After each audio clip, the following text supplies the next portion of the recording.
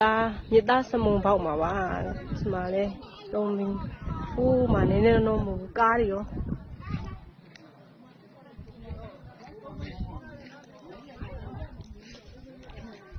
မကြည့်အောင်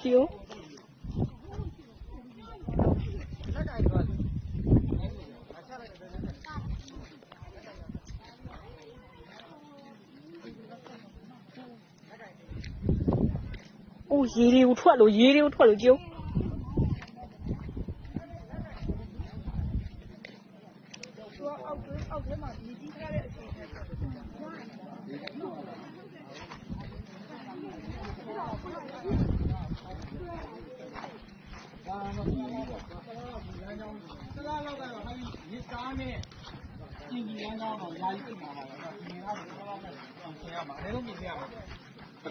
တရားထိခိုက်မှုတိတ်မရှိဘူးနဲ့